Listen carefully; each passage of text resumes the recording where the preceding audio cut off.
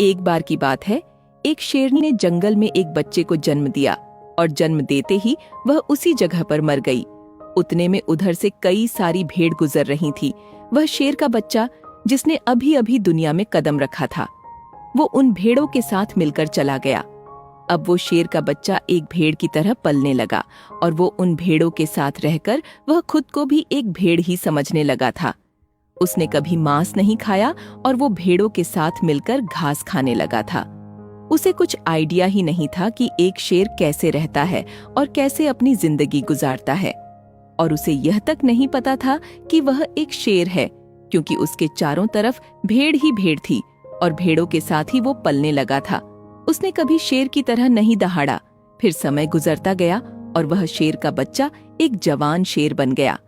वह भेड़ों के झुंड में अलग ही दिख रहा था, लेकिन भेड़ों के साथ रहकर भेड़ों को उसकी आदत हो गई थी। एक दिन एक बूढ़े शेर ने उन भेड़ों के झुंड पर हमला कर दिया। जब उस बूढ़े शेर ने भेड़ों के झुंड में इस जवान शेर को देखा तो वो हैरान हो गया। उसे अपनी आंखों पर विश्वास नहीं हो रहा था। उसने देखा कि एक जवान शेर भेड़ों के साथ घूम रहा है। उसने पहले कभी ऐसा नहीं देखा था। वह यह भूल गया कि वह वहां पर भेड़ों को पकड़ने आया था। उसने सोचा कि वह उस शेर से बात करेगा और पूछेगा कि यह सब क्या हो रहा है। उस बूढ़े शेर ने भेड़ों के झुंड पर फिर से हमला किया। उस शेर को पकड़ने के लिए भेड़ों ने जैसे ही उस बूढ़े शेर को देखा, वह सब अपनी जान बचाकर भागने लगे और उन भेड़ों के साथ वह शेर भी अपनी जान बचाकर भागने लगा। कुछ देर के बाद उस बूढ़े शेर ने उस जवान शेर को पकड़ लिया। बूढ़े शेर ने उस जवान शेर से कहा, अरे बेवकूफ, तू मुझे देखकर भाग क्यों रहा है?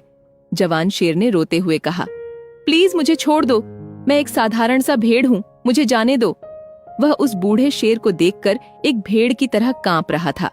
बूढ़ा शेर यह सुनकर हैरान हो गया और वह समझ गया कि यहाँ पर क्या हो रहा था। वो बूढ़ा शेर उस जवान शेर को एक नदी के पास लेकर गया।